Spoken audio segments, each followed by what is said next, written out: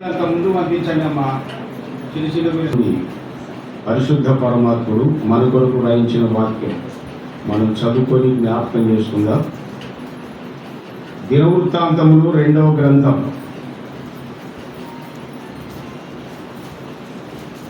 దినవృత్తాంతములు 2వ గ్రంథం 33వ అధ్యాయం మొదటి 9 వాక్యాన్ని మనం చదువుతున్నామని అవసరాన్ని బట్టి. ఓకే, ఫస్ట్ నేను చదువుతాను, తర్వాత మీరు సాయం చేయాలని ప్రేమతో మనవి చేస్తున్నాను. దినవృత్తాంతములు 2వ గ్రంథం 33వ అధ్యాయం మొదటి 9 వాక్యములను మనం చదువుకుందాం. మనష్షే ఏలను ఆరంభించినప్పుడు 12 ఏళ్ల వాడై యెరూషలేములో 85 సంవత్సరములు ఏలెను. ఇతడు ఇశ్రాయేలు ఎదుట నుండి యెహోవా వెళ్ళగొట్టిన అన్ని జనులు చేసిన హేయ క్రియలను అనుసరించి యెహోవా దృష్టికి చెడు నడత నడిచాడు. ఇతడు తన తండ్రి అయిన హిజ్కియా పడగొట్టిన ఉన్నత స్థలములను తిరిగి కట్టించి బయలుదేవతకు బలిపీఠములను నిలిపి దేవతా స్తంభములను చేయించి ఆకాశ నక్షత్రములన్నిటినీ పూజించి కొలిచాను.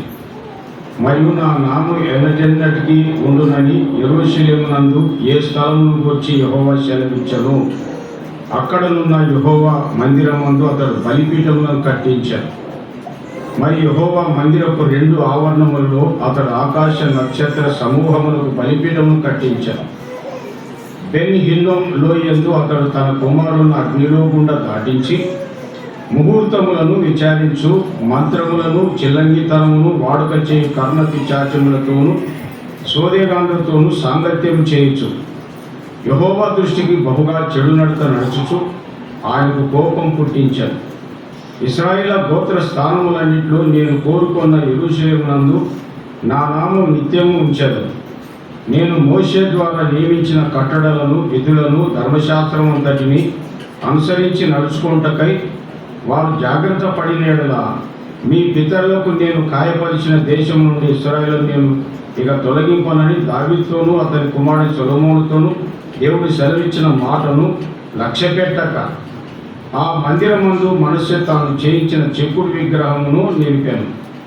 ఈ ప్రకారం మనష్షే యూదా వారిని యెరూషలేము కాపురస్తులను మోసపుచ్చిన వాడై ఇశ్రాయేలు ఉండకుండా యెహోవా నశింపజేసిన అన్యజనుల కంటేను వారు మరింత అక్రమంగా ప్రవర్తించినట్లు చేయటకు కారకుడాయను. దేవుని ఆత్మ సహాయం నడుపుదల కోసమై నేను కూడా ప్రార్థన చేస్తాను. ప్రేమగల ప్రభువా, మీ పాదాలకు స్తోత్రములు చెల్లిస్తున్నాను. పలుకుర్లు ఉన్నటువంటి మీ పరిశుద్ధ సంఘం బట్టి కృతజ్ఞతాస్తుతులు చెల్లిస్తున్నాను. ప్రారంభించి మీరు కొనసాగింప చేస్తున్న ఈ పరిచర్యకై మిమ్మల్ని కీర్తిస్తున్నాం, కొనియాడుతున్నాం. మా హృదయాలు సాగిలపడి నమస్కరిస్తున్నాం. ఈ పరిచర్య ప్రభువా మీరు వచ్చేంత వరకు కొనసాగింప చేస్తారని రూఢిగా నమ్మి మిమ్మల్ని స్తుతిస్తున్నాం. ఈ సందర్భంలో మా తండ్రి, మీరు మా కొరకు రాయించిన మేము చదువుకున్నాం. ఎందు నిమిత్తం ఈ వాక్యము మా కొరకు రాయించారు ఆ మీ చిత్తం ఉద్దేశమే స్పష్టంగా గ్రహించిన వారమై మెలుకోగలిగి భయం కలిగి మేమంతయు కూడా మా తల్లి నడుచుకోవడానికి సహాయం చేయమని, ఇందు మూలంగా అపవాదికి అవమానం అపజయము సిగ్గు కలుగులాగున చేసి మీ నామాన్ని మా జీవితంలో హెచ్చించుకోమని ఘనపరుచుకుందరని మహిమపరుచుకుందరని ప్రార్థిస్తూ మా రక్షకుడైన యేసుక్రీస్తు ప్రభువు నామమున స్తోత్రములు చెల్లించి ప్రార్థన చేయుచున్నాము తండ్రి, ఆమేన్. సహోదరులారా, మరి ఈ స్పెషల్ కూడిక కోసమై ప్రేమతో మమ్మల్ని ఆహ్వానించిన కొరియలు యోనాథాన్ గారు, అలాగే సంఘ పెద్దలు, పరిశుద్ధులు, ప్రత్యక్షంగా పరోక్షంగా ప్రార్థిస్తున్న మీకందరికీ కూడా మరోసారి నిండు ప్రేమ వందనాలు తెలియజేస్తున్నారు. అందరికీ వందనాలండి. రైట్, మంచిది. పరిశుద్ధ గ్రంథమైన బైబిల్లో నుండి పరిశుద్ధ పరమాత్ముడు మన కొరకు రాయించిన వాక్యం మనం చదువుకున్నామండి. ఈ వాక్యాలు ఎవరు రాయించినారంటే ఏ మానవుడు సొంత తెలివితో రాయలేదు, అది గుర్తించాలి. సొంత తెలివితో రాయబడిన గ్రంథాలకి బైబిల్ గ్రంథానికి తేడా జ్ఞాపకం చేస్తున్నా. బైబిల్ గ్రంథం ప్రపంచంలో ఎన్నో గ్రంథాలు ఉన్నాయి. వాటన్నిటిలో ఈ గ్రంథం అద్వితీయమైంది, అసమానమైంది. ఇది మొదట మీరు గ్రహించాల్సింది.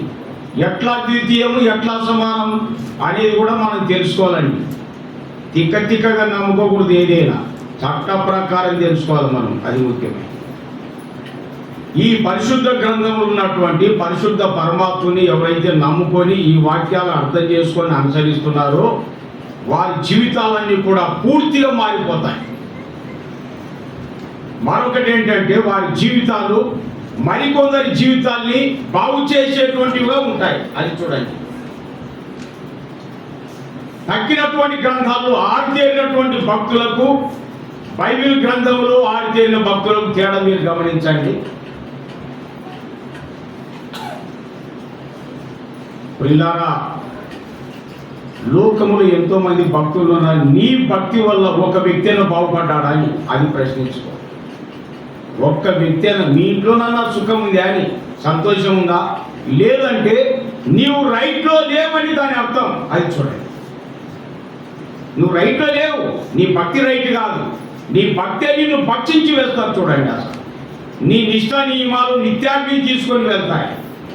కానీ బైబిల్ గ్రంథంలో ఉన్నటువంటి దేవుని నమ్మినటువంటి వారు, భక్తి కలిగినటువంటి వారు ఉన్నారు. వీరు ఎలాంటి వారు ఉన్నారు తెలుసా?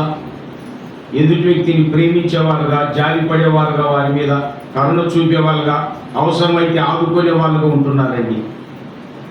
చూడండి, బైబిల్ గ్రంథంలో ఉన్నటువంటి దేవుని నమ్మిన ఆ భక్తులకును లోకంలో ఇతర గ్రంథాల్లో కలిగినటువంటి భక్తి విధానానికి ఎంత తేడందో మీరే గమనించండి. మీరు పండాత్మకు ముందు నన్ను రప్పించినారు, మీకేం తక్కువైంది అని రప్పించినారు. మీకేం తక్కువ లేదు, అన్నింటిలో ఆరితేరున్నారు మీరంతా. మంచి విషయాలు. కానీ ఎందుకు రప్పించారు తెలుసా? ఆయన దేవుని నమ్ముకున్నాడు. ఆయనకు తోసిన దేవుని మాటలు కొన్ని చెప్తే బాగుంటుంది మాకనే మీరు పిలిచినారు. అంతకంటే మరొకటి చూడండి. అంటే నేను బైబిల్ గ్రంథంలో ఉన్న పరిశుద్ధ పరమాత్మను నమ్ముట ద్వారా తలుపులో ఉన్న వారికి ఏమి అనేకులకు ఉపయోగకరంగా దేవుడు నన్ను మార్చేసినాడని. ఇంకా లోకంలో ఉన్నటువంటి భక్తులారా, మీకు శరీరం కూడా చెప్తున్నా, నీ భక్తి ఒక్కరినైనా బాగు చేసిందో లేదు చెక్ చేసుకో. బాగు చేయలేదంటే మాత్రం నువ్వు సరైన రూట్లో లేవని స్పష్టంగా తెలిసిపోతుంది. అంతే. ఎంత కావాలండి? అన్నం ఉడికింది లేదు, చర్వాల బోర్లు ఇచ్చి చూస్తారా, 2 మెతుకులు చూస్తారా, అంతే. కాబట్టి నీ భక్తి రైట్లో నాకు దెబ్బకు చెప్పేయడానికి అవకాశాలు ఉన్నాయి తెలుసా? మీకేమంటే అర్థం చేసుకోవడం లేదు. మనిషి ఇచ్చాడు కదా, అర్థం చేసుకోవాలా. చెవులను ఇచ్చాడు కదా, వినాలా. మనిషి ఇచ్చాడు, గ్రహింపు అనేది చాలా అవసరమైంది. కాబట్టి తిక్క వాళ్ళని నమ్ముకొని నిత్యాగ్నికి ఎందుకు వెళ్ళిపోతారు? ఆలోచించాలని మనం చేస్తున్నాం. కాబట్టి అందరి పరమాత్ముడు పరిశుద్ధుడు వ్రాయించిన వాక్యాలు మనం చదువుకున్నామండి. ఇది రాసి ఈ వాక్యాలు చదివినా, విన్నా, గైకొన్నా ఏముంది తెలుసా? ప్రకటన 1:3 సెక్షన్ ప్రకారం ఈ ప్రవచన వాక్యములు చదువువాడు ధన్యుడు అనింది. చదివినా ధన్యత ఉంది, విన్నా ధన్యత ఉంది, గైకొనవాడు ధన్యుడు అని చెప్పి వ్రాయబడింది. కాబట్టి ఈ బైబిల్ వాక్యములతో సంబంధం కలిగినటువంటి వారు ఎంత ధన్యులో దేవుని వాక్యం స్పష్టంగా తెలియజేస్తుంది. అందుకని ఈ వాక్యాల విషయాల్లో ఎవరికి కానీ అనాలోచన ఉండకుండా దయచేసి ప్రతిరోజు చదవడం అవసరమైంది, అర్థం చేసుకోవడం అవసరమైంది. మంచిదండి. గ్రంథం గురించినటువంటి విషయాలు చెప్పడానికి చాలా ఉన్నాయి, మీరే ఆలోచించుకోవాలని మనం చేసుకున్నాం. అందుకే బైబిల్ గ్రంథం ప్రపంచంలో ఉన్న గ్రంథాలన్నింటిలో ఇది అద్వితీయమైనది, అసమానమైనది. అది రాసి అద్వితీయం అంటే దీనికి సాటి మరొకటి కనపడదండి. అసలు మరొకటి కనపడదు. అసమానం అంటే దీనికి సమానానికి ఏది కూడా చెప్పడానికి వీలు కాదన్నమాట. అందుకని గ్రంథం విషయంలో ప్రియులారా మనం సరిగ్గా అవగాహన చేసుకొని తప్పనిసరిగా చదవడం, వినడం అవసరమైంది, గ్రహించడం మంచిదేమి. తెలుగు అర్థం కాకపోతే గ్రీకులో, హిబ్రూలో చదువుకో, ఇంగ్లీషులో చదువుకో. నేను చాలాసార్లు చెప్తుంటే ఈ మాట. మీరు ప్రార్థనకు రారు, వాక్యం చదవరు, వాక్యం వినరు, ఏం తెలుస్తుంది ఇంకా నీకు? సబ్జెక్టు తెలుసులే, చదువుకునేవు కాబట్టి. సోషల్లో, బాట్లో, కెమిస్ట్రీలో, ఫిజిక్స్లో ఏదో ఒకటి తెలుసులే. కానీ ఈ సబ్జెక్టు తెలియద్దా? కాబట్టి విద్యావంతులారా పొరపాటు పడేరు, జాగ్రత్త.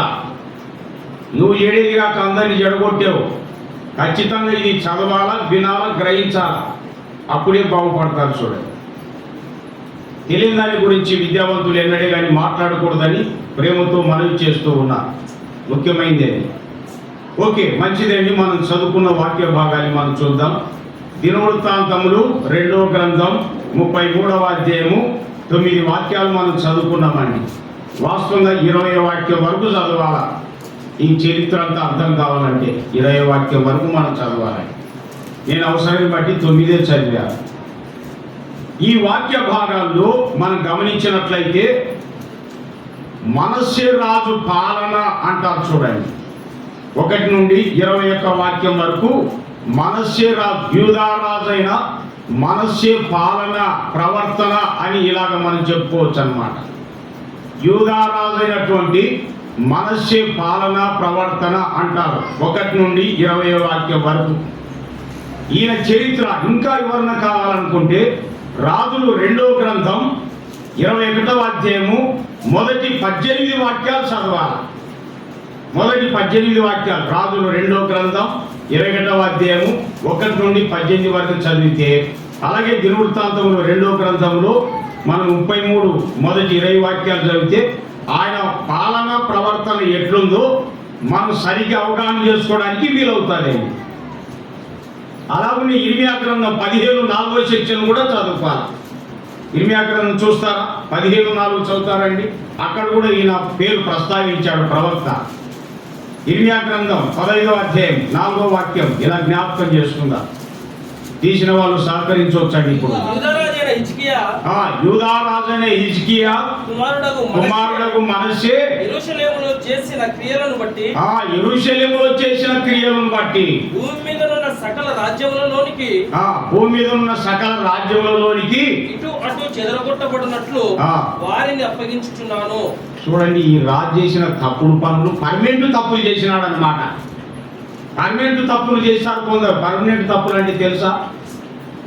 నీ స్థలం న్యాయబద్ధంగా ఎవరికి ఉండాలో వాళ్ళకి అప్పగించి వెళ్ళు. తగాద పెట్టాలి మందికి అప్పగించిపోయినా అంటే నువ్వు పర్మనెంట్ పాపం చేసినట్టే సుమా. నీ ఇష్టం. ఎవరెవరు ఉన్నారో స్వామి సత్యం పూజారికి అంటారుగా. చాలా మంది న్యాయంగా చేయకుండా పులిపెట్టిపోతుంటారండి. పర్మనెంట్ తప్పులు అంటారు దాన్ని. ఏమన్నా మీకేం అర్థమవుతుంది? ఇంతకి నేను ఎరుగుదును కొందరు పర్మనెంట్ తప్పులు చేసిన వాళ్ళు కొందరు. నేను పేరు కూడా అడగాకన్నాను. పర్మనెంట్ తప్పులు తగాద పెట్టిపోతారు. చూడండి, ఇలా వాళ్ళే. మీరు మళ్ళీ పొరపాటున ఏమ్మా మీ యజమానుడు ఒకవేళ తెలిసో తెలియకుండా మీరన్నా చెప్తాను, లేకుంటే మీరు కూడా అందులో భాగమే. ఏమనుకున్నారు? మీకేం అర్థమవుతుందా? ఒక్కోసారి సిస్టర్ తెలియకపోతే బ్రదర్స్ అన్న ఆదరణ చెప్పాలా, న్యాయం చెప్పాలా, అది ముఖ్యమైన. ఇద్దరు తోడైనా పర్మనెంట్ తప్పులు చూడండి. ఎప్పుడు మనసే రాదు, ఎప్పుడు చెరువులోకి వెళ్ళిపోవడం. మీరు చూడండి, ఈయన చేసిన తప్పుడు పనులకు దేశాలు చెదరగొట్టబడ్డారంట ఈ యూదా జనాంగం. ఇంత విచారం చూడండి. కాబట్టి ఈవేళ మనం ఈ విషయాలు ఆలోచన చేసుకోవడం ఎంతైనా మంచిది. మనష్షే రాజు పాలన, ప్రవర్తన మనం చూద్దాం. చూడండి, జ్ఞాపకం చేసుకుంటున్నా. దినవృత్తాంతములు 2వ గ్రంథం 33వ అధ్యాయంలో మనం జ్ఞాపకం చేసుకుంటామండి. మొదటి 9 వాక్యాల్లో మంచితనం మరిచిపోయిన మనష్షే అంటారు. ఏ తనం మర్చిపోయాడండి? మంచితనం మర్చిపోయిన మనష్షే అంటారు. చూడండి, తర్వాత 10వ వాక్యం నుండి అక్కడ మనం గమనిస్తాం 13వ వాక్యం వరకు, 10 నుండి 13వ వాక్యం వరకు మారు మనసు పొందిన మనష్షే అంటారు. చూడండి, మారు మనసు పొందిన మనష్షే. నేను అప్పుడు సాలించి చెప్తే మీరు అందుకుంటున్నారు అన్నమాట. అట్లా ఓకే. మరొకటి 14 నుండి 20 వరకు మనం చూస్తే మంచి పనులు చేసిన మనష్షే అంటారు. చూడండి, ఏ పనులు చేశాడు? మంచి పనులు చేసిన మనష్షే అంటారు. మంచిగా మరణించిన మనష్షే అంటారు. లాస్ట్ రాజులు 2వ గ్రంథం 21వ అధ్యాయం 18వ వాక్యంలోను, దినవృత్తాంతములు 2వ గ్రంథం 33:20 వాక్యములోను మనం చూస్తామని మంచిగా మరణించిన మనష్షే అంటారు. రాజులు 2వ గ్రంథం 21:18, అలాగే దినవృత్తాంతములు 2వ గ్రంథం 33:20 సెక్షన్లలో ఆయన మరణం, సమాధి గురించి వివరాలు కనపడతాయి. ఇవండి ముఖ్యమైనటువంటి భాగాలుగా మనం జ్ఞాపకం చేసుకుంటున్నాం. ఈ రాజు పేరు ఏం పేరు అని చెప్పుకున్నాం? మనష్షే రాజు. వీళ్ళ నాన్న పేరు ఏం పేరు? హిజ్కియా రాజు అంటారు. ఆయన చాలా మంచోడండి. అసలు మంచోని కడుపున ఈ మనష్షే పుట్టాడు. ఈయన మొదట మాత్రం చాలా భయంకరమైన పరిస్థితి. ఓకే, ఒక్కోసారి మన సంసారాలు కూడా అంతే, మన పిల్లలు కూడా అంతే. మనమేం మంచిగా ఉంటాం, మన పిల్లలేమో రకరకాలుగా అయిపోతారు. ఓకే, ఓల్డ్ టెస్టిమెంట్ న్యూ టెస్టిమెంట్కు మీరు యాడ్ చేశారు, మళ్ళా అట్లా కూడా ఉంది. ఓల్డ్ టెస్టిమెంట్ ప్రసంగం వేరే, న్యూ టెస్టిమెంట్ ప్రసంగాలు వేరే. ఓల్డ్ టెస్టిమెంట్లో ఒకరికి ఆత్మ ఉంటే అనేకులు నడిపిస్తాడు ఆ వ్యక్తి, తట్టిలోపు ఉండరు. న్యూ టెస్టిమెంట్ అలా కాదు, ఎవరు నమ్మితే వారిలో దేవుని ఆత్మ ఉంటాడు కాబట్టి ఎవరి ప్రవర్తనకు వారే ప్రతిఫలం పొందుతారంతే. మైనర్ అయినంత వరకు పిల్లలు మన హ్యాండ్ ఓవర్లో ఉంటారు. మైనర్ తీరిన తర్వాత మేజర్ అవుతారండి. మేజర్ అయితే దేవుని నమ్మారనుకోండి, దేవుని ఆత్మ వాళ్ళలో ఉంటారు కాబట్టి వారి ప్రతిఫలం వారిదే కాదు, కానీ బాధ్యుడు కాదు, తెలుసా? కాబట్టి ఓల్డ్ తెచ్చి న్యూలో పెట్టి, న్యూ తీసుకుపోయి ఓల్డ్లో పెట్టి ఇట్లాంటి తిగతిక ప్రసంగాలలో మనం చేయకూడదు. అసలు చాలా మెలకువలు పాటించాలి. ఓల్డ్ టెస్టిమెంట్ విధానాలు, న్యూ టెస్టిమెంట్ విధానాలు తేడా ఉన్నాయండి. అసలు ఓల్డ్ టెస్టిమెంట్లో ఒక వాక్యాన్ని మీకు జ్ఞాపకం చేస్తా. 26 చూడండి, దినవృత్తాంతములు మొదటి గ్రంథములు 26 3-4 వాక్యాలు గమనిస్తారా? దినవృత్తాంతములు మొదటి గ్రంథం 26:3 లేక 4వ వాక్యం చదవండి డైరెక్ట్ గా. దినవృత్తాంతములు మొదటి గ్రంథం బాబు 26:4వ సెక్షన్. దేవుడు ఓబేదెదోమును ఆశీర్వదించి కుమారుని పుట్టినారంటే ఏం పొందినట్టు? ఓబేదెదోము ఆశీర్వాదం. ఈ దినాలు కొందరికి పిల్లలే లేరు. వీళ్ళ సంగతి ఏంటి? ఇంకా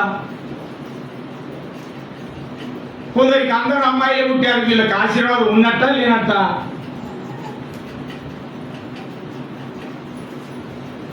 ఈ ఓల్డ్ టెస్టిమెంట్ అంటారు చూడండి. మనం ఏమంటే ఈవేళ అసలు ఇవన్నీ అర్థం కావడం లేదు చాలా మందికి. స్టడీగా కొంత ఆలోచించేయండి. దేవుడు ఆశీర్వదించి కుమారులు ఇచ్చాడు అనేది ఓల్డ్ టెస్టిమెంట్లో. కానీ ఈ దినాల్లో కొందరికి అందరు అమ్మాయిలే పుట్టారే, వీళ్ళకి ఆశీర్వాదం లేదా? కొందరికి అసలు అబ్బాయి లేరు, అమ్మాయిలే లేరు. అసలు వీళ్ళ సంగతి ఏమిటి? వీళ్ళకి ఆశీర్వాదం లేదా? నేను తేడా జ్ఞాపకం చేస్తున్నా. ఈ దినాల్లో మా పిల్లలు పుట్టారా, ప్రభు స్తోత్రం, పిల్లలు పుట్టలేదా మరి స్తోత్రం చెప్పి అసలు పిల్లలు ఎవరో తెలుసా? ఏలైనగా మనం శిశువు పుట్టాను, తర్వాత కుమారుడు అనుగ్రహింపబడను. యెషయా 9:6 సెక్షన్లో ఉన్న అబ్బాయి కావాలి ఈవేళ మనందరికీ. అది చూడండి ముఖ్యమైనది. పిల్లలు ఉన్నా ఓకే, లేకపోయినా ఓకే, అంతే. యావత్ ప్రపంచ ప్రజలందరికీ మీకు కుమారుడు ఉన్నాడా లేదా? ఆ కుమారుడు క్రీస్తు ప్రభు. ఇది చూడండి, న్యూ టెస్టిమెంట్ మెసేజెస్ అంటారు. కానీ ఈవేళ తెలియక అంత ఓల్డ్ తెచ్చి న్యూలో పెట్టి గల్వీ అయిపోతున్నారండి అసలు. ఓకే, నేను అవసరాన్ని బట్టి అలా చెప్పాను. ఇప్పుడు మన పాఠానికి వచ్చేస్తున్నా. మన పాఠం ఏంటండి? యూదారాజైన మనష్షే పాలన ప్రవర్తనను మనం జ్ఞాపకం చేసుకుంటున్నాం. వీళ్ళ నాన్న మంచివాడు, కానీ ఈ అబ్బాయి మాత్రం, ఈ మనష్షే ఎంత నష్టంగా జీవించాడో మొదట మనం చెప్పుకుంటున్నాం. ఎందుకంటే ఈవేళ మంచి మంచి కుటుంబాల్లో కూడా చాలా బలహీనతలు, చాలా సమస్యలు పిల్లల వల్ల ఉన్నాయండి. అందును బట్టి వాళ్ళ నాన్నగారిని మనం నిందించకూడదని నేను ప్రేమతో జ్ఞాపకం చేస్తున్నా. అది రహస్యం. మైనర్ ఉన్నంత వరకు మన బాధ్యత, మేజర్ అయితే వాళ్ళ బాధ్యతే. అందుకనే ఏ సంఘ పెద్దల్ని కానీ, దైవ సేవకులను కానీ, విశ్వాసులను కానీ నిందించడానికి వీల్లేదు. పుల్లా కారణం ఏంటంటే ప్రభు నమ్మారంటే ఎవరికి వాళ్ళే ఉత్తరవాదులు. ఈ కాలంలో ఇది కృపాకాలం అంటారు. మంచిది. ఓకే, వాక్యాన్ని జ్ఞాపకం చేసుకుందాం. చూడండి, మనష్షే రాజు పాలన మనం చూస్తున్నాం. దైవ గ్రంథంలో మనష్షే పేరు కలిగినటువంటి వారు ఎంతోమంది కనబడవచ్చు, కానీ బెల్లోనుగా ముగ్గురిని జ్ఞాపకం చేస్తాను.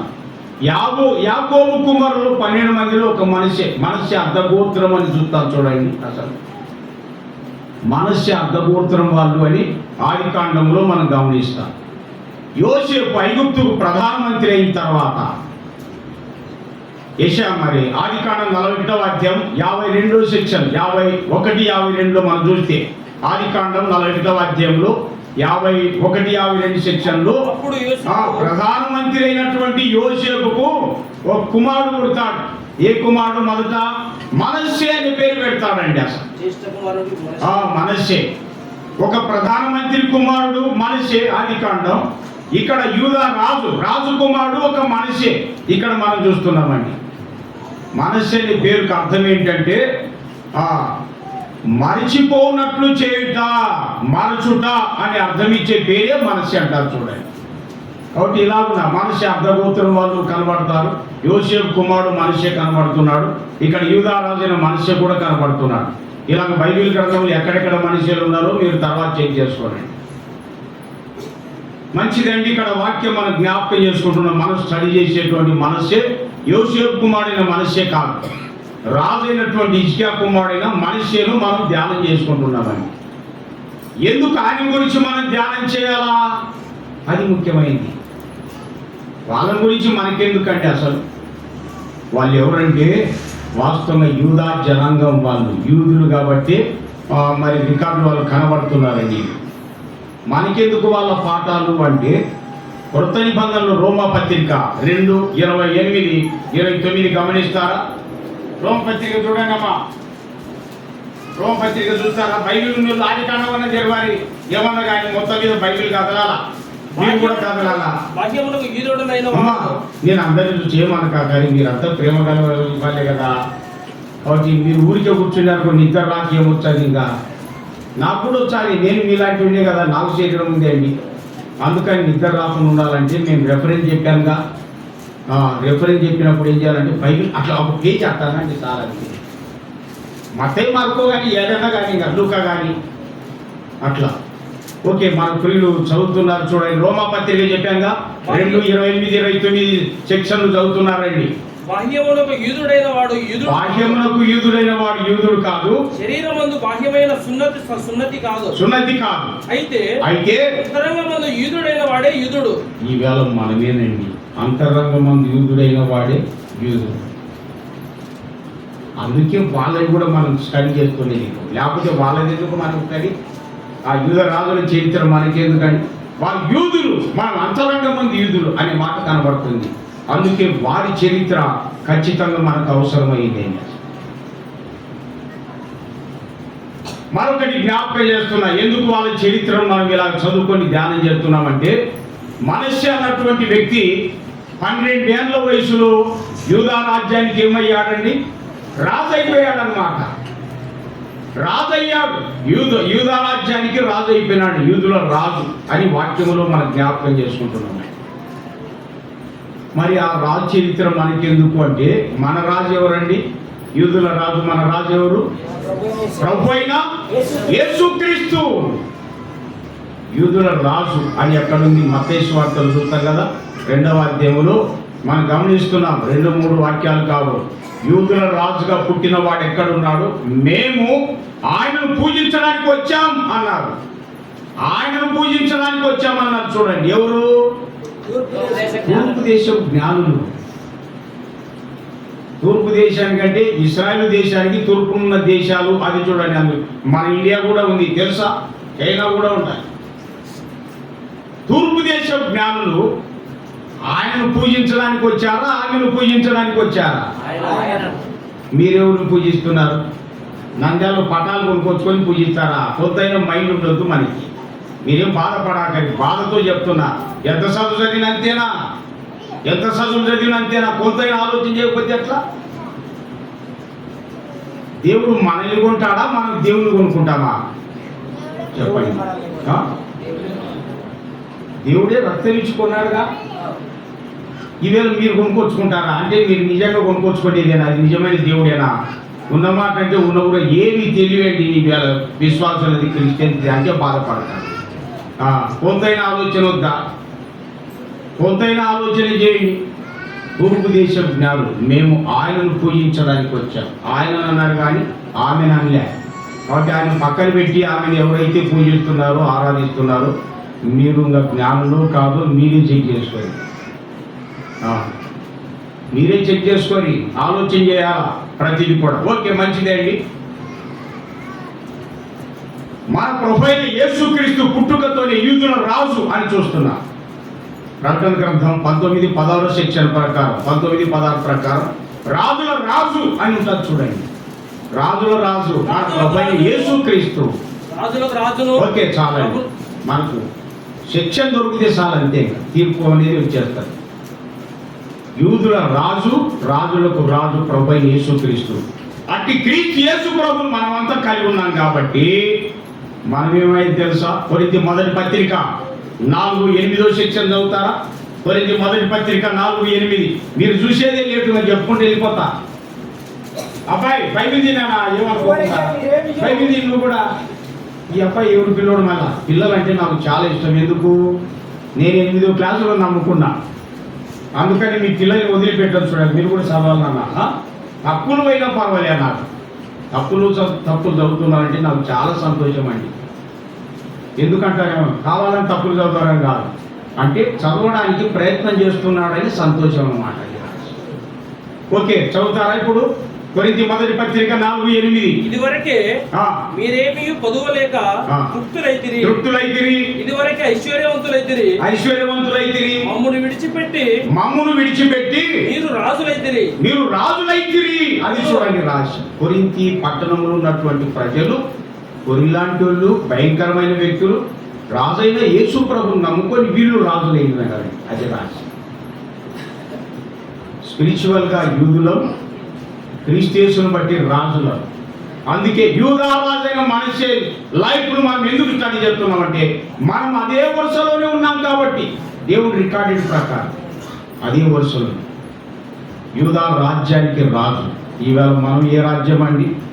ప్రకటన 1:6 ప్రకారంగా ఆయన మనల్ని దేవునికి ఒక రాజ్యముగాను యాజకులుగాను చేసెను అనే మాట ఉంది చూడండి. అసలు వీఆర్ ఆల్ హిస్ కింగ్డమ్ అన్నమాట. మనం ఆయన రాజ్యం.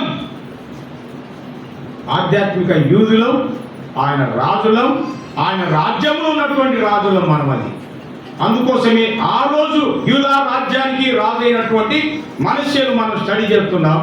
కారణం ఏంటంటే మనం అలాంటి సంబంధాలే మనకు ఉన్నాయి ఇప్పుడు కాదు.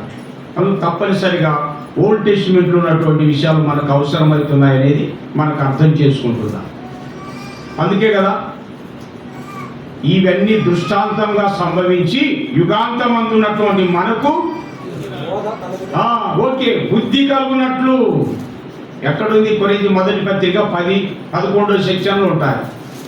బోధ కలుగునట్లు రోమ పత్రిక 15:4 సెక్షన్లు ఉంటాయి. 15:4 నిరీక్షణ కలుగునట్లు జీవించున్నట్లని అక్కడే రోమ 15:4లోని మనం జ్ఞాపకం చేసుకుంటాం. ప్రియులారా, ఓకే వచ్చిన అటు ఇటు ఉంటుందేమో, కొద్దిగా మీరు చెక్ చేసుకోవచ్చు అంతే. కాబట్టి మనిషి రాజు చరిత్ర పరిశుద్ధాత్మను మాఫీ చేయకుండా మన కోసం ఎందుకు రికార్డ్ చేయించాడంటే ఆ వేళ వారు రాజులు, ఈవేళ మీరు రాజులు. ఆయన అట్లున్నాడు, మనం ఎట్లున్నామని చెక్ చేసుకొని జాగ్రత్త పడటం కోసమే ఈ చరిత్ర స్పష్టంగా వ్రాయించాడు చూడండి. ఓకే, మంచిదే అండి. ఈయన రాజు అయినప్పుడు వాక్యంలో మనం జ్ఞాపకం చేసుకుంటున్నాం. ఎన్నేళ్ళ వయసులో ఇతడు రాజు అయ్యాడు?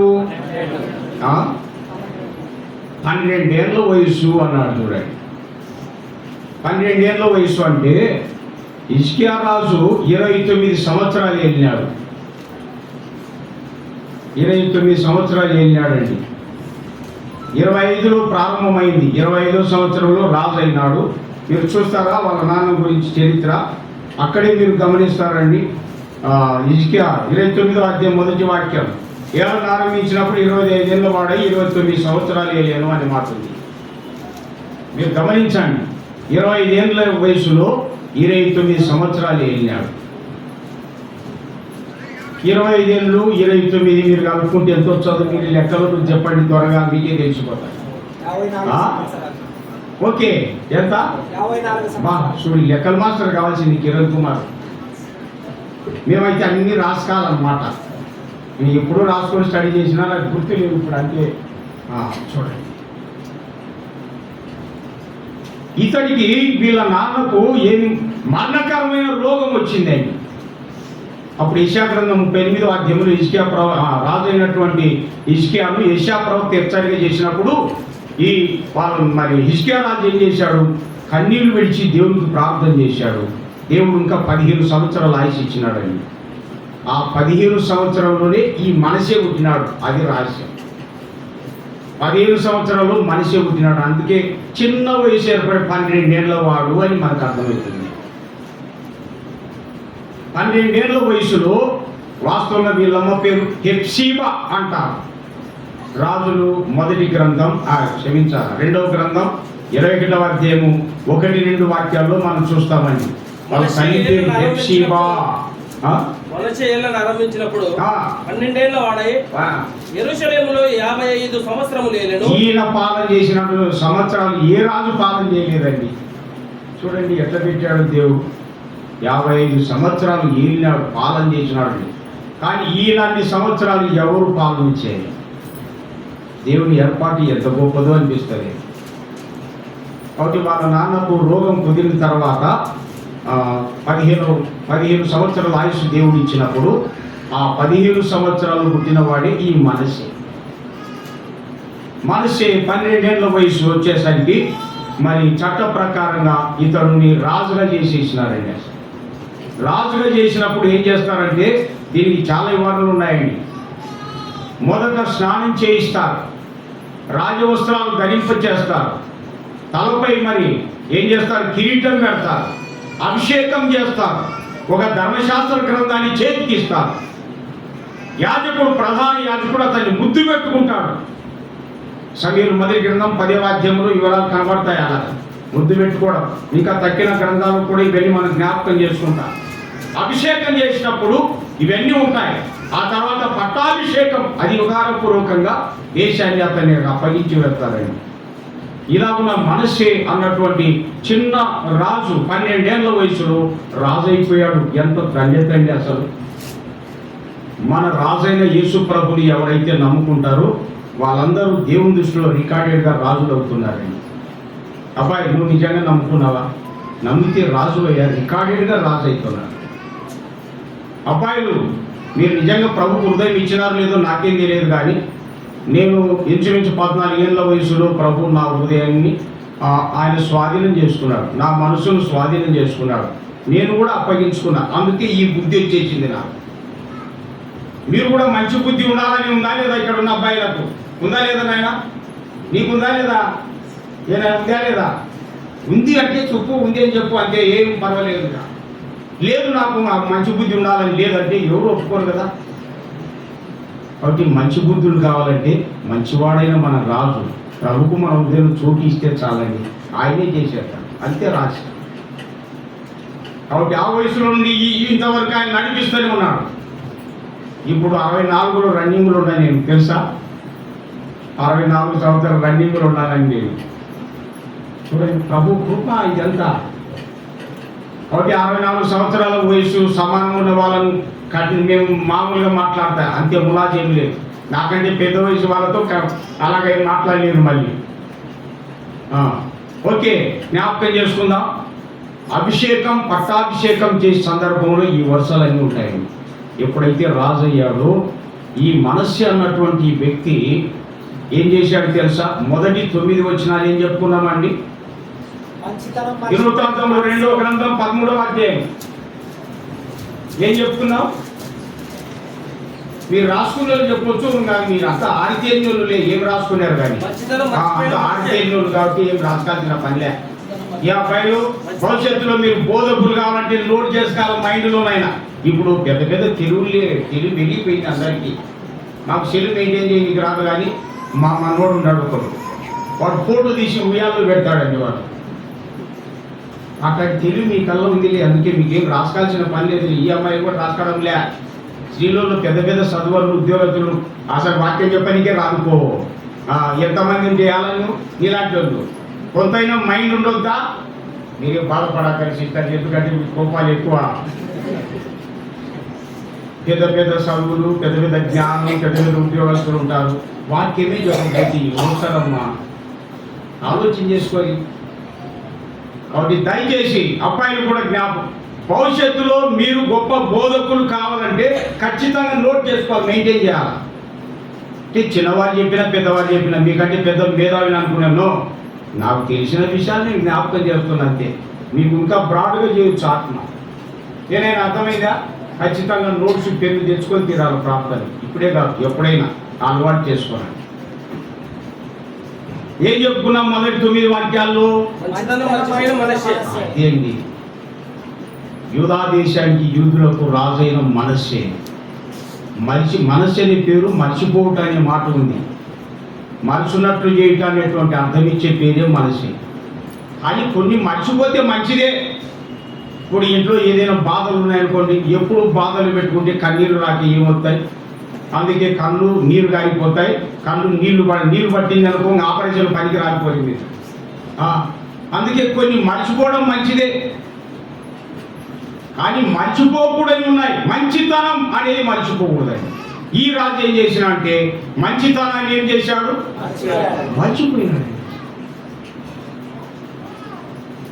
అభిషేకం పొందాడు, పట్టాభిషేకం పొందాడు, చేతిలో ధర్మశాస్త్రం ఉంది. అసలు ఉపదేశం చేసేటువంటి యాజకులు కూడా ఉన్నారు. ఏమైపోయాడు తెలుసా? ఈయన ఉన్న మంచితనం అంతా మర్చిపోయి ఏం చేశాడు తెలుసా? చెడుతనం జరిగించినాడు. రాజైన తర్వాత, రాజైనాక చెడుతనం వచ్చేసింది. అంతకుముందు బాగానే ఉండారు. మనం కూడా అంతే. ఒక్కోసారి అంతకుముందు బాగానే ఉంటాం, ఇంకా ప్రార్థన ప్రభుని నమ్మినాక మంచితనం పోగొట్టుకునేటోళ్ళు కొందరు. చాలా విచారం అండి ఇది. ఓకే, మంచితనం మర్చిపోయాడు మనసే. అందులో నంబర్ 1 మంచితనం మర్చిపోయినాడంటే ఏ తనం వచ్చేసింది? అంతే కదండి. వెలుతురు పోయిందంటే ఏమొచ్చినట్టు? చీకటి వచ్చినట్టు. మంచితనం మర్చిపోయాడంటే చెడుతనం అనేది వచ్చేసింది. అందులో చెడుతనం నంబర్ 1, దేవునికి విరోధంగా చెడుతనం ధరించాడు. అది చూడండి. దేనికి విరోధంగా? దేవునికి విరోధంగా. చూస్తారా దయచేసి? 1:6 చదువుతారా బాబు? 33:6 నాయన. బెన్హిన్నోము లోయ యందు అతడు తన కుమారులను అగ్నిలో గుండా దాటించి ముహూర్తములను విచారించుచు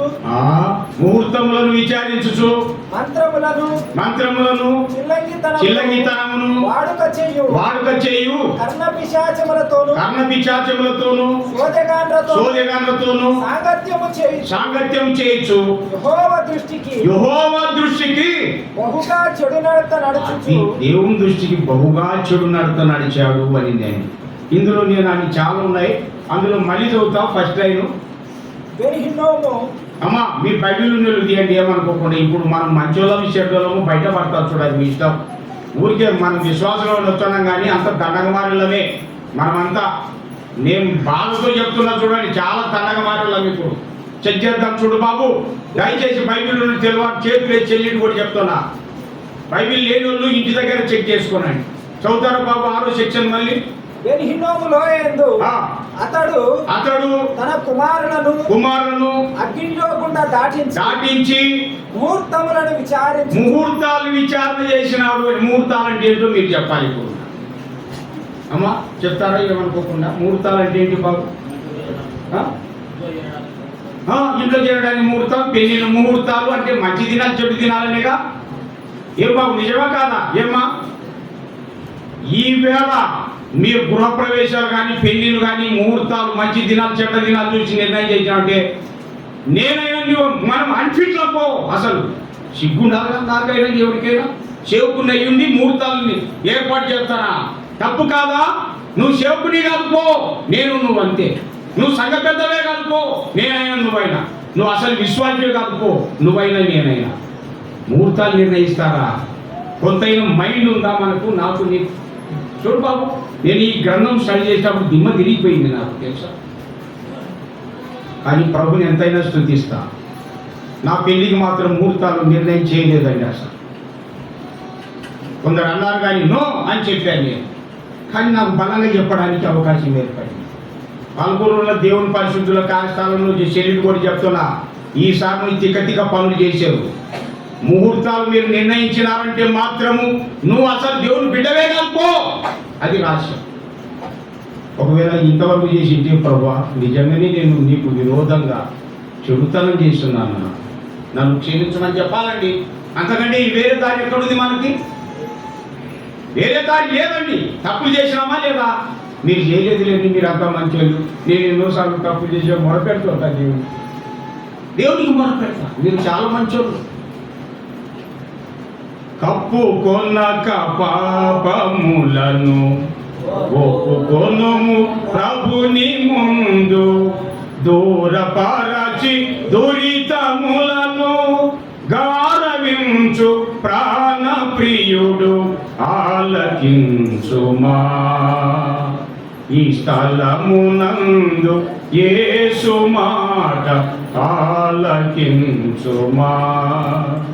ఈ స్థలమునందు యేసు మాట అంగీకరించుమా.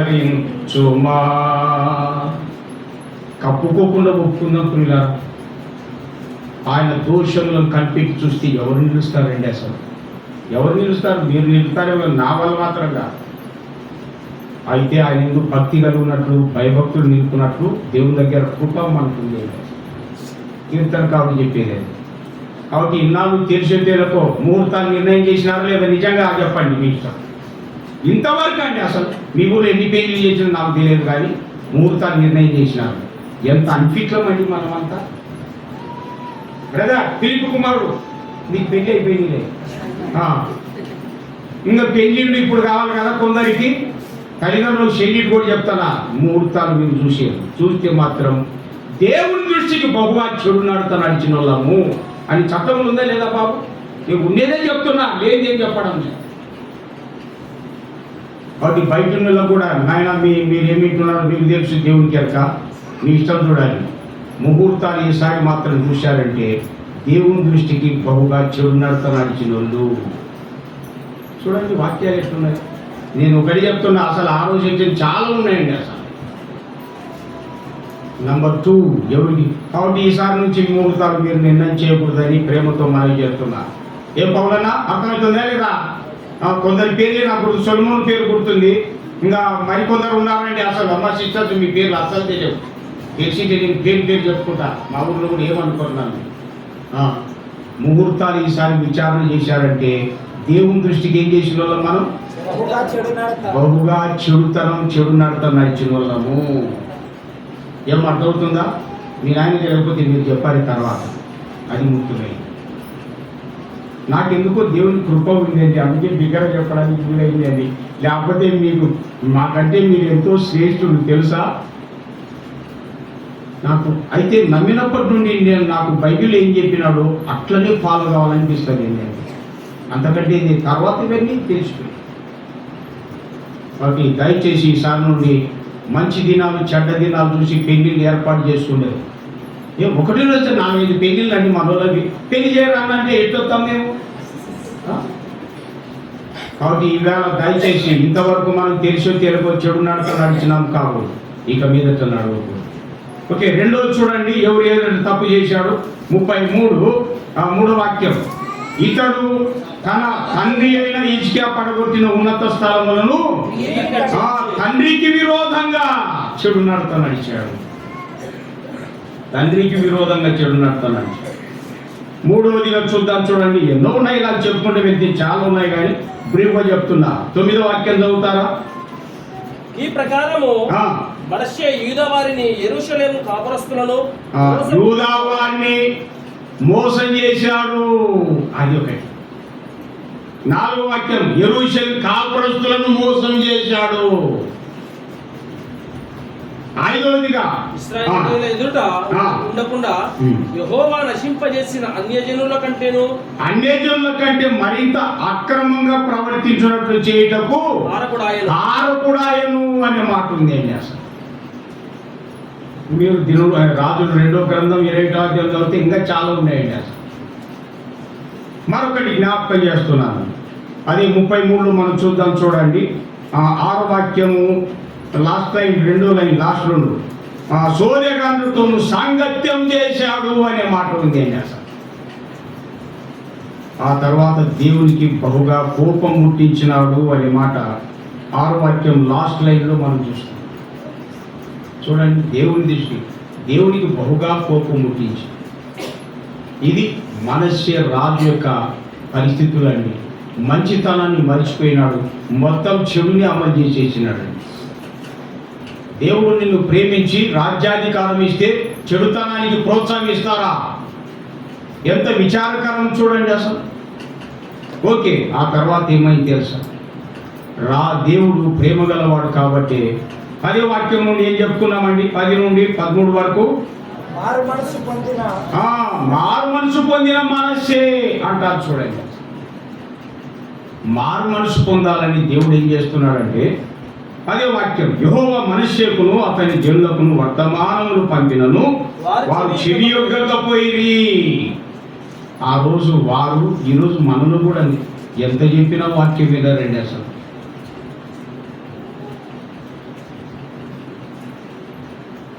ఆ టైం పాడుతుంటాం, ఎంత చెప్పిన వాక్యం వినక పోతిగా అంత సాగిపోదు చింతతోనే సమాధికి. కొందరు పాట పాడుతూనే ఉంటారు కానీ వాళ్ళే వినరండి అసలు. అది చాలా బాధాకరం అసలు. ఒకసారి ఒకరు పాట పాడుతున్నారండి, ఇంపైన ధూప వేదికగా ఏకాంత పాతనికే రాదు అమ్మాయి. ఏది పాటలు అసలు నాకేం అర్థమే కాదండి అసలు. నేను చెప్పుకుంటే చాలా ఇంకా దొరికి కొద్ది ఏదో ఒక సమస్య అది. ఇంకొకరు పాట నేను ఎవరు పాడినా వింటుంటానండి. పాట మార్పు చెందవా అని పాడుతున్నారు. అసలు భార్య భర్తలు వేరైపోయిన పాడుతున్నారండి. ఏమైనా మైండ్ ఉంది అయితేకి. పేర్లు ఉన్నాడు కాకని మళ్ళీ అట్లా నాకు పేరు తెలుసు, ఊరు తెలుసు, వ్యక్తులు కూడా తెలుసు అండి. పాట పాడమైంది లైఫ్ ఏంటి అసలు. కాబట్టి ఒక్కోసారి మారు మనసు పొందకుండా పాటలు పాడతాం. దేవుడు ఏం చేశాడు? మారు మనసు కోసమై ప్రవక్తలను పంపించాడు, హెచ్చరిక చేశాడండి. ఎంత ప్రేమ అండి ఆయనకి. ఆయన చెవి ఇవ్వకపోతే ఏం జరిగింది? తర్వాత 11వ వాక్యం 33:11 యెహోవా అష్షూరు రాజు యొక్క సైన్యాధిపతులను వారి మీదికి రప్పించెను. అష్షూరు రాజు యొక్క సైన్యాధిపతులను వారి మీది కంటే యూదా దేశం మీదికి మనుష్య వాళ్ళ మీదకి పంపించేశాడు. చూడండి, దేవుడు చెప్పినంత చెప్పు చెప్తాడు. ఆ తర్వాత మన పరిస్థితులు ఎలాంటి. ఈ వాక్యాలకు నేను చాలా భయపడుతుంటానండి. ఎందుకంటే ఏమి చేసినా ఏదో ఒక రోజు దేవుడు దెబ్బ కొట్టాడంటే అంతే సంగతి. మన చేతిలో లేదు. ఇప్పుడు బాగున్నాం అనుకుంటున్నాం కానీ దేవుడు ఎప్పుడు దెబ్బ కొడతాడో తెలియదండి అసలు. ఖచ్చితంగా దేవుడికి భయపడాలండి, మనుషులకు కాదు. వాళ్ళు ఏ చిన్న తప్పు చేసినా దానికి ఏదో ఒక రోజు పనిష్మెంట్ ఉంటుందండి అసలు. అష్షూరు సైన్యాన్ని పంపించాడు యూదా దేశం మీదకి, ప్రజల మీదకి, రాజు మీదకి. అది మొదటి కారణం. చూడండి తర్వాత ఏం జరిగింది? మనష్షే తప్పించుకొని పోజాలకున్నట్లు ఏం జరిగింది? వారు అతన్ని పట్టుకున్నారు, గొలుసులతో కట్టేసినారు. గొలుసులతో వాస్తవం ఎద్దులను, ఆవులను, గేదెల్ని, పశువులను కడతారండి. ఈయన కట్టబడ్డాడు. చూడండి, రాజు ఏంటి? గొలుసులతో కట్టబడమే. రాజు గొలుసులతో కట్టబడ్డాడంటే వాట్ అబౌట్ హిస్ వైఫ్? వాళ్ళ భార్యల సంగతి ఏంటి అసలు? నేను చాలాసార్లు ఈ విషయాలు చెప్తాను. రాజ్యమైన పర్వాలేదు కానీ రాళ్ళు పోతే ఎట్లా? మీరే ఆలోచన చేయండి. ఇంట్లో అన్ని పోయినా పర్వాలేదు, భార్య లేకపోతే తిక్కలు ఎచ్చాలి కొందరికి తెలుసా? మా ఊళ్ళో ఒకటి తిక్కేలేసింది, వేసి బీడి మ్యాథమెటిక్స్ అతని. ఏమనుకున్నా మీకేం తెలుసా? ఇద్దరికి కొందరికి తిక్కలు ఎచ్చాలి. ఈయన పరిస్థితి చూడండి అసలు. ఈయన చేసిన దానికి కట్టేయబడ్డాడు, బబులోను కొనిపోబడ్డాడు. మరొకటి వరుసగా మీరు రాసుకొచ్చాయండి. సైన్యం చేత పట్టబడ్డాడు, గొలుసులతో కట్టబడ్డాడు, బబులోనుకు కొనిపోబడ్డాడు, బబులోను శ్రమలో పడిపోయాడు. ఇంకేం చేశాడు తెలుసా? కళ్ళ నిండా నీళ్లు పెట్టినాడు అక్కడ శ్రమలు. ఎంత శ్రమ పడ్డాడో మనకు తెలియదు కానీ మొత్తానికి శ్రమ అనే మాట అక్కడ వాక్యంలో మనం జ్ఞాపకం చేసుకుంటున్నామండి. 12వ వాక్యంలో అతడు శ్రమలో ఉన్నప్పుడు అనే మాట ఉన్నాయి. కళ్ళ నిండా నీళ్లు పెట్టినాడు అంటే కన్నీళ్ళు లేవు కదా అనొచ్చు. ఆయన చేసిన ప్రార్థనే మనకు అక్కడ చెప్తారు. ఏంటి అసలు కట్టబడ్డాడు కదండి. భార్యల సంగతి ఏంటి? వాళ్ళ పిల్లల సంగతి ఏంటి అసలు? ఎంత బాధో శ్రమల్లో ఏం చేశాడు తెలుసా? కళ్ళనిండి నిలబెట్టుకున్నాడు, బహుగా తగ్గించుకున్నాడు. మరొకటి వాక్యం ఏం చెప్తుంది? తను తాను తగ్గించుకున్నవాడు హెచ్చింపబడును. చాలా తగ్గించుకున్నాడు. దేవా తెలియక చేసిన ఎంత తగ్గించుకున్నాడు. దేవునికి ఏం చేశాడు తెలుసా? ప్రార్థన చేశాడు, మొరపెట్టాడు అని మొరపెట్టాడు, ఒక్కసారి క్షమించండి. దేవుడు ఏం చేశాడు? అతని ప్రార్థన వినెను. ఏం ప్రేమ చూడండి ఆయనకి. అసలు యూదా దేశాన్ని పూర్తిగా చెడగొట్టేసినాడు. కానీ ప్రభు, నా దేశాన్ని, నా ప్రజల్ని నువ్వు చెడగొట్టి ఇప్పుడు అడుగుతావా, ప్రార్థన చేస్తావా? నో, నేరమించాడు మన ప్రభు. తెలుసా, మన తప్పులను చూడండి. అసలు ఆయన కావాల్సింది మనం ఆయన వైపు తిరగడమే. ఆయన కావాల్సింది మనమంతా ఆయనకు మొరపెట్టుకోవడమే. అది ముఖ్యమైనదండి. ఏం ప్రేమ అండి అసలు ఆయన ప్రేమ. ఇలాంటి ప్రేమ ప్రపంచంలో ఎవరైనా చూపారా? నేను ఈ గ్రంథం ఈ సందర్భం స్టడీ చేస్తున్నప్పుడు నా మనసు కదిలిపోయిందండి. ప్రార్థన విన్నాడు. అసలు ఏ మానవుని చేత కాని పని అండి. మళ్ళీ బబులోను నుండి యూదా దేశాన్ని తీసుకొచ్చాడు. యూదా దేశం యెరూషలేములో సింహాసనం మీద కూర్చుండబెట్టాడండి దేవుడు. ఎంత గొప్ప. అప్పుడు యెహోవా దేవుడై ఉన్నాడని తెలుసుకొనేను అనే మాట నుంచి మారు మనసు పొందిన మనస్సు యెహోవా దేవుడని తెలుసుకున్నాడు. దెబ్బలు పడినాక తెలుసుకున్నాడండి. అంతవరకు తెలుసుకున్నాడు. ఏం ప్రేమ చూడండి, దేవుని ప్రేమ. కాబట్టి దేవుని ప్రియులారా, తెలిసొచ్చేందుకు భయంకరమైన పరిస్థితులు ఉన్నాం కాబోలు. నీవు ఉన్నాం కాబోలు. తప్పుడుతనంలో చెడుతనంలో ఉన్నామని సంఘానికి సత్యానికి దూరం కావద్దు. భారంతోనే రండి, బాధలతోనే రండి, సమస్యలతోనే రండి. నిన్ను ఆదుకునేవాడు ఆయన. మరొక దారి లేదు. నీ ఇష్టం, మరొక దారి లేదండి. అసలు కీర్తన పాడుతాం కదా, ఉన్న పాటున వచ్చు చున్నాను నీ పాద సన్నిధికో రక్షక. ఎన్న శక్యముగాని పాపము నన్ని మోపుగా వీపుపై బడి యున్న నిధి నడలేక తోటిలు చున్నవాడను నన్ను దయగను. ఉన్న పాటున వచ్చు చున్నాను నీ పాద సన్నిధికో రక్షక. ఎన్ని సమస్యలున్నా నాకు తెలియదు, మీకు తెలుసు, దేవుడికి తెలుసు. కానీ సంఘానికి సత్యానికి దూరం కావద్దు. ఉన్న పాటున రండి బాబు, మొత్తం సమస్యలతోనే రండి. ప్రభు కావాల్సింది నువ్వు తన దగ్గరికి రావాలని, నీవు తనకు మొరపెట్టుకోవాలని, నీ మనసు ఆయనకు అప్పగించాలని ఆయన కోరుకుంటున్నాడండి. వాడి బాధలు సమస్యలు ఉన్నాయని చెప్పి దిబ్బకు దిగులేసుకొని ఎక్కడ ఉండొద్దు, దూరంగా ఉండొద్దు బాబు. అట్లే రావాలి. చూడండి, యూదారాజు అయిన మనస్సేను నాకు చాలా ఆశ్చర్యం అనిపించిందండి. బబులోను సామ్రాజ్యం నుండి మళ్ళీ యెరూషలేము తీసుకురావడం నుండి it is highly impossible to do so. అది చూడండి, సింహాసనం మీద కూర్చున్నప్పుడు అప్పుడు యెహోవా దేవుడై ఉన్నాడని చెప్పి మనస్సే తెలుసుకునేను అనే మాట. ఈవేళ మనం కూడా క్రీస్తు దేవుడని ఎరుగుదాం కానీ చాలా మటుకు ఎరగడం లేదండి. అందుకే మనం లేనిపోని కార్యక్రమాలు జరిగించేది. దేవుడు ఎరగని ప్రజలు చేసినట్టు మనం చేసేది. అందుకే మనం నమ్ముకున్న దేవుడు ఎవరో తెలుసా? ఈయన సర్వాధికారి అయిన దేవుడు అని రోమా 9:5 సెక్షన్లో ఉందండి.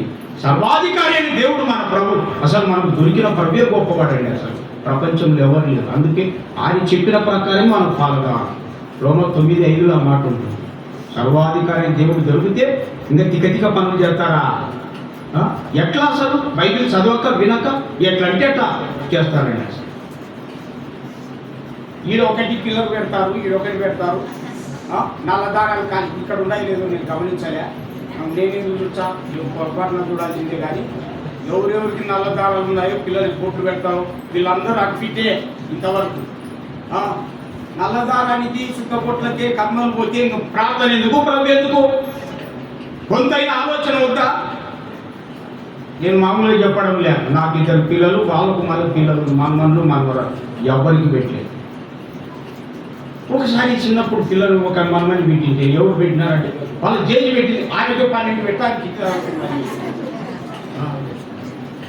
నేను బాధతో భారంతో చెప్తున్నాను. అంటే కాబట్టి ప్రియులారా, మన దేవుడు ఎంతో ప్రేమ గలవాడండి. మనం కావాలి, మనం ఆయనకు మొరపెట్టుకోవాలి. మన మనసు ఆయనకు అప్పగించాలని ఆయన కోరుకునేది. ఈ మనసే ఎప్పుడైతే తాను సమస్యలు పడ్డాడో మనసు మార్చుకుంది దేవుడు అని తెలుసుకున్నాడు. తెలుసుకున్న తర్వాత ఏమైంది అండి? మంచి పనులు చేసిన మనస్సే. నేను ఒక వాక్యం చూపుతా అంతే, ఇంకా చాలా ఉన్నాయి, మీరు వరుస పెట్టుకొని చదవచ్చు. చూడండి, 14 నుండి 20 వరకు ఏం చెప్పుకున్నాం, 19 వరకు అనుకోండి. మంచి పనులు చేసిన మనస్సే. 15-16 చదువుతారా బాబు? 33, 15-16. మరియు యెహోవా మందిరము నుండి అన్యుల దేవతలను విగ్రహమును తీసివేసి యెరూషలేమునందును ఆ. యెహోవా మందిర పర్వతమునందును తాను కట్టించిన బలిపీఠములన్నిటినీ తీసి పట్టణము బయటి వాటిని లాగి వేయించెను. కార్యవిషయం పేరు చేసినాడు, లాగి వేయించినాడా? మొత్తం దేవుని మందిరంలో తాను ఎలాంటి అపవిత్ర పనులు చేశాడు వాటిని లాగి వేయించాడండి. ఆ రోజు మందిరంలో నుండి చేశాడు. ఇవాళ వీఆర్ ఆల్ హిస్ టెంపుల్, మనమే ఆయన ఆలయం. ఎవరు నిజమా కదా? ఎక్కడుంది? కొరింథీ మొదటి పత్రిక 3:16 సెక్షన్ 17 సెక్షన్లు ఉంటుంది. అలాగే కొరింథీ మొదటి పత్రిక 6, 19, 20 కూడా మనం చూస్తాం. మన దేహమే ఆయనకు ఆలయం. ఈ ఆలయమైనటువంటి దేహంలో, మన బాడీలో, మన మనసులో, హృదయంలో ఎన్నెన్ని అపవిత్రమైనట్టుంటాయో వాటిని లాగి పడేయాలి పిల్లలారా. శరీరం 2 రోజులు ఉంటాయి, కానీ ఇప్పుడు అప్పుడే లాగి కొట్టేసేస్తాడు. దేవునికి ప్రార్థన చేసుకోవాలన్నమాట. ఆయనే తీసేస్తాడు, మన వల్ల కాదండి. అసలు క్రోధము, పగ, కక్ష, ఓర్వలేనితనం మనలో ఉన్నాయా? వీటిని లాగి వేయించాలండి. ఎందుకంటే ఆ రోజు అక్షరార్థమైన మందిరం నుండి వాటిని లాగి వేయించాడు. ఇవాళ దేవుని మందిరం మనమే, ఆయన సంఘమే పిల్లారా. కాబట్టి మనలో వ్యతిరేకమైన విధానాలు, ప్రజలకి అయిష్టమైన విధానాలు, దేవునికి అయిష్టమైన విధానాలు ఉంటే అవన్నీ తీసి పారవేయాలండి. ఓకే, తర్వాత 16 వాక్యం చివరిగా, ఇదిగాక అతడు యెహోవా బలిపీఠమును బాగు చేసి దాని మీద సమాధాన బలులను కృతజ్ఞతార్పణలను అర్పించుచు ఇశ్రాయేలీయుల దేవుడైన యెహోవాను సేవించుడని యూదా వారికి ఆజ్ఞ ఇచ్చెను. చెప్పడం కాదు, దేవుడైన యెహోవాను సేవించాలని యూదా వారికి ఆజ్ఞాపించినాడండి. అంటే ఇక ఆయన తప్ప ఎవరు సేవించడానికి వీల్లేదు.